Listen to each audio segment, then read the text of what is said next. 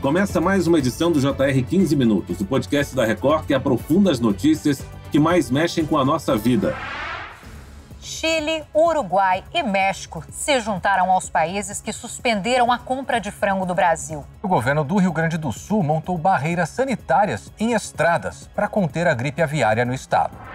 O Rio Grande do Sul confirmou na semana passada o primeiro caso de gripe aviária em uma granja comercial no Brasil. Em resposta, o governo federal decretou estado de emergência zoossanitária. A reação internacional veio rápido, com vários países e regiões suspendendo temporariamente a importação de frango do Brasil. Entre eles, China, União Europeia, Argentina, Canadá e Coreia do Sul. Japão, Arábia Saudita, Emirados Árabes e Filipinas aprovaram o embargo limitando a Montenegro, cidade gaúcha onde o caso foi registrado. Nesse domingo, o Ministério da Agricultura e Pecuária informou que investiga 2 novas suspeitas de gripe aviária no Brasil, uma no Rio Grande do Sul e outra em Tocantins. O que está sendo feito para evitar que a doença se espalhe? É seguro continuar consumindo frango e ovos? Houve falha no protocolo brasileiro contra a doença? O episódio de hoje esclarece essas e outras questões com o professor do Departamento de Medicina Veterinária Preventiva e Saúde Animal da Faculdade de Medicina Veterinária e Zootecnia da Universidade de São Paulo, a USP, Paulo Eduardo Brandão. Olá, professor Paulo, seja bem-vindo. Obrigado pelo convite. Nós que agradecemos. Participa comigo desse episódio o repórter da Record Guaíba, Jairo Bastos. Ô Jairo, o que está sendo feito para que o vírus da gripe aviária não se espalhe no Rio Grande do Sul? Oi, Fara. Olá, professor Paulo. Fara, essa é uma das maiores preocupações neste momento, viu? Após a confirmação do caso em uma granja de Montenegro, a 60 quilômetros de Porto Alegre, foram instaladas 6 barreiras de desinfecção em estradas que dão acesso à cidade. Os veículos de maior risco, como caminhões de carga viva, ração animal ou de coleta de leite, são obrigados a parar para uma limpeza que envolve a lavagem das rodas e as partes inferiores da carroceria com produtos específicos. Esse trabalho vai durar por no mínimo 7 dias. E segundo a Rosane Colares, que é a diretora de Vigilância e Defesa Sanitária Animal, este bloqueio ao vírus pode ser ampliado. Essas barreiras elas podem ser restringidas ou até mesmo ser ampliadas, né? Então a ideia é que quando nós formos entendendo, nós podemos ir diminuindo o número de barreiras. Professor Paulo, que tipo de produtos são usados para matar o vírus? E mais, essas barreiras são suficientes para evitar a circulação do vírus? Sim, são desinfetantes. Primeiro tem que a população de aves tem que ser totalmente exterminada. Aves que não morreram pela doença têm que ser eutanasiadas, têm que ser enterradas. E aí o galpão de aves fica livre e ficam desinfetantes. E essas medidas realmente foram bastante ágeis para detectar, confirmar e conter esse surto. Ô Jairo, e ainda tentando entender o cenário atual no Rio Grande do Sul, após a confirmação desse caso em Montenegro, um zoológico foi fechado por causa da morte de animais? Fara, se trata do maior zoológico do estado, que fica em Sapucaia do Sul, cidade a cerca de 50 quilômetros de Montenegro. Segundo o Ministério da Agricultura e Pecuária, 38 cisnes e patos morreram por causa da influenza aviária de alta patogenicidade, a H5N1. A unidade, que estava fechada para visitação desde o dia 13 de maio, seguirá assim por tempo indeterminado. Professor Paulo, isso já é um sinal de que o vírus está circulando em outros locais do Rio Grande do Sul ou ainda é cedo para afirmar isso? Esse vírus já foi achado há 2 anos no Espírito Santo, em galinha de fundo de quintal, em aves marinhas. Então, pode ser que ele já esteja em outras aves silvestres aqui pelo Brasil. Como se demonstrou, se encontrou naquele lago onde tem um acesso livre a outras aves que podem pegar o vírus e levar para outro lugar. Então esse é um risco importante, né? Aves silvestres e locais com água. Eu estive em Montenegro. A granja onde foi registrado o caso de gripe aviária fica na zona rural e os animais foram sacrificados. Segundo o Ministério da Agricultura, todas as medidas previstas em protocolo foram adotadas e a região está sob vigilância intensiva.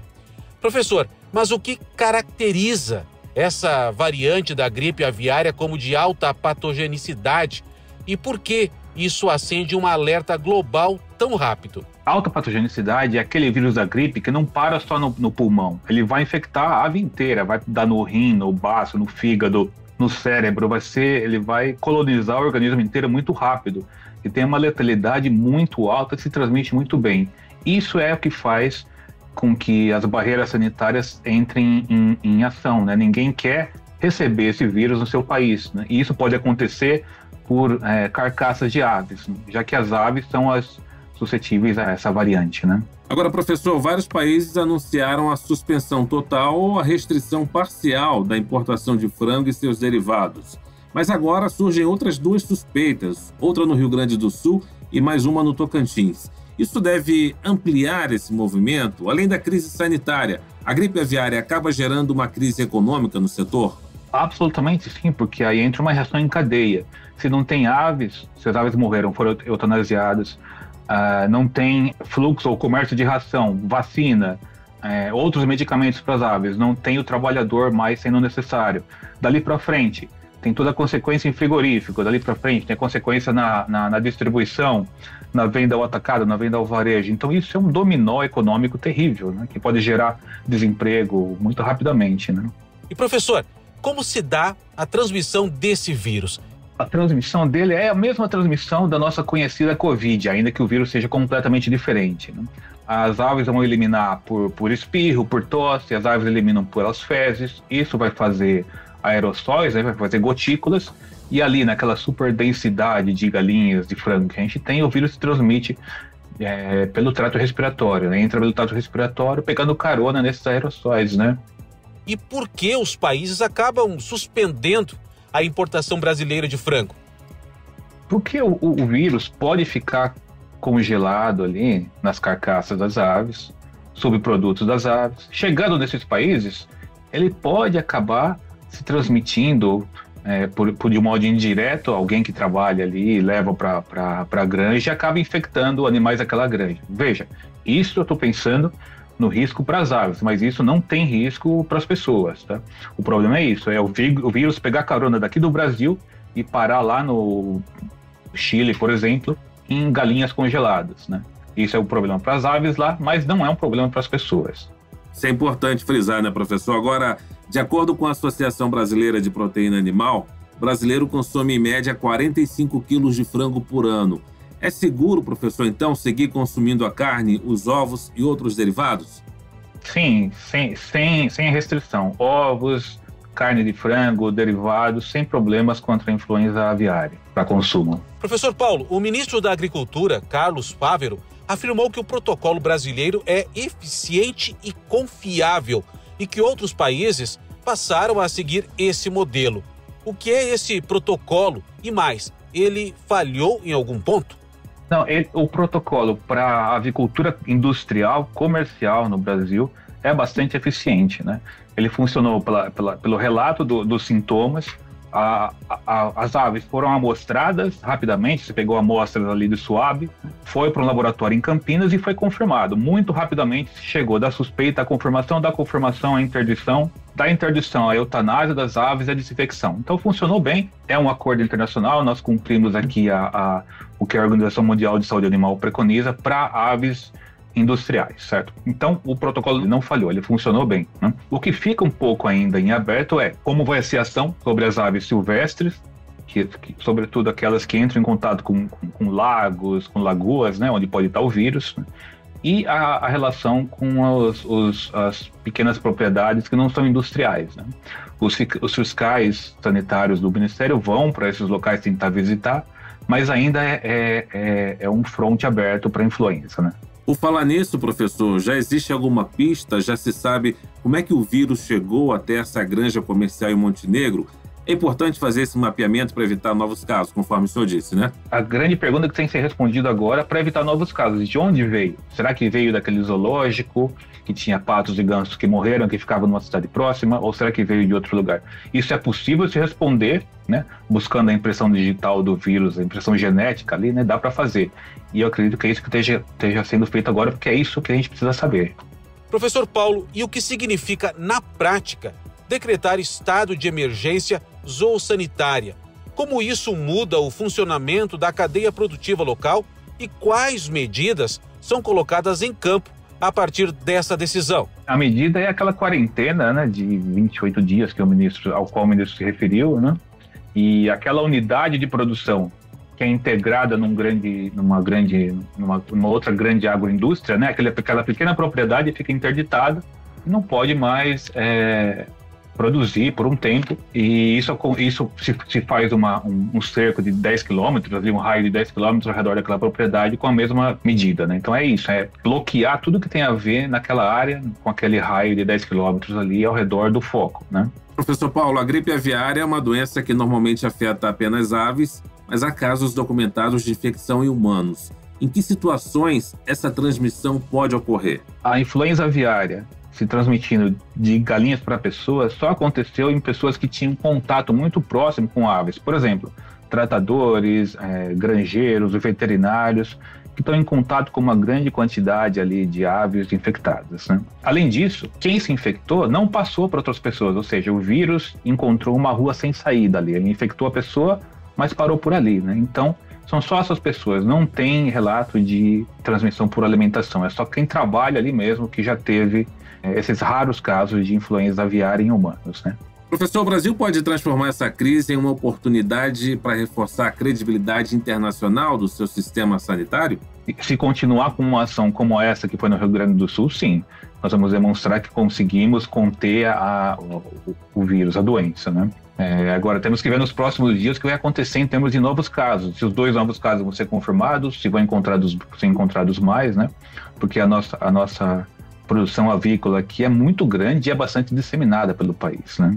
O senhor vê uma chance razoável de se registrar novos casos de contaminação?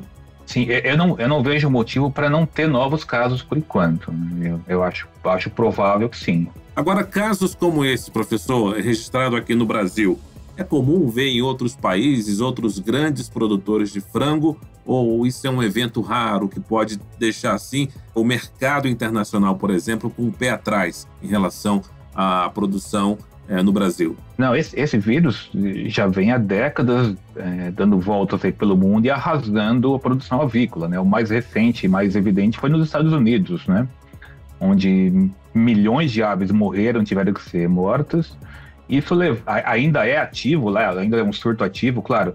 Desses milhões, agora morreram só 1 milhão, se reduziu bastante a mortalidade, mas isso causou um problema econômico importante, sobretudo na produção de ovos, né? A dúzia de ovos lá subiu para $10, né? Então, ficou inviável. Se eu colocar isso num país como o nosso aqui, onde muita gente depende de ovo para ter alguma alimentação de origem animal, né? Isso pode causar uma insegurança alimentar grande. Então, essa é a preocupação, né? Não é exclusividade daqui, todos os países onde o vírus entrou, experimentaram esse risco econômico.